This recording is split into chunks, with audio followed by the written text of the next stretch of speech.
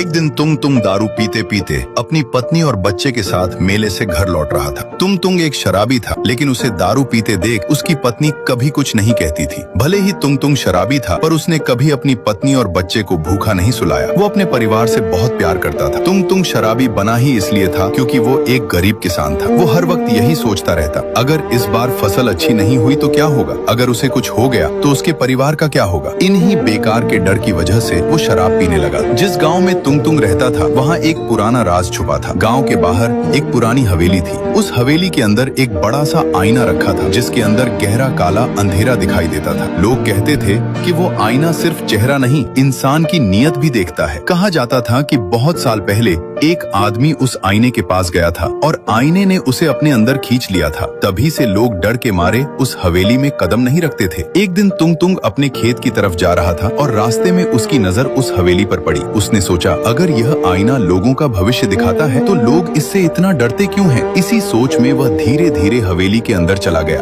उस समय वह नशे में था। उसे याद ही नहीं रहा कि यह आईना नियत भी देखता है। तुंग आईने के सामने खड़ा हुआ और मन ही मन बोला, मेरी बस यही दुआ है कि मेरी मेहनत रंग लाए और मेरा परिवार हमेशा खुश रहे। जब उसने आईने में देखा तो उसे अपना चेहरा नहीं दिखा। उसे दिखाई दी हरी भरी लहराती फसलें और उसके घर से आती खुशियों की हंसी। यह देखकर तुंग की आंखों में आंसू आ गए। उसने बिना कुछ बोले आईने के सामने हाथ जोड़ दिए और वहाँ से चला गया। ये सब गांव का एक चोर छिपकर देख रहा था। उसने सोचा, गांव वाले झूठ बोलते हैं, यह आईना तो लोगों का भविष्य उज्जवल करता है। शायद वे सच छुपा रहे हैं ताकि सिर्फ वही इसका फायदा उठा सके। क्यों न मैं भी जाकर एक ही दिन में बड़ा हाथ मार लूं। यह सोचकर वह चोर आईने के सामने जा खड़ा हुआ और बोला, मैं बैंक लूटूंगा, दुनिया का सबसे अमीर आदमी बनूंगा और पूरी जिंदगी ऐश करूंगा। जैसे ही उसने यह कहा, आईने का काला अंधेरा हट गया और उसने खुद को लोहे की सलाखों के पीछे कैद देखा। वह डर से कांपने लगा। गुस्से में उसने एक डंडा उठाया और आईने को तोड़ने लगा, लेकिन तभी आईने ने उसे अपने अंदर समा